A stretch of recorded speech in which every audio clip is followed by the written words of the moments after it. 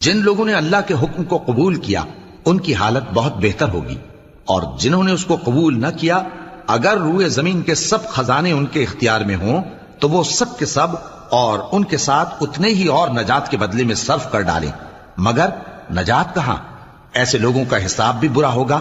اور ان کا ٹھکانہ بھی دوزخ ہے، اور وہ بری جگہ ہے۔ بھلا جو شخص یہ جانتا ہے کہ جو کچھ تمہارے پروردگار کی طرف سے تم پر نازل ہوا ہے حق ہے، وہ اس شخص کی طرح ہے جو اندھا ہے، اور سمجھتے تو وہی ہیں جو عقل مند ہیں، جو اللہ کے عہد کو پورا کرتے ہیں اور قول و قرار کو نہیں توڑتے،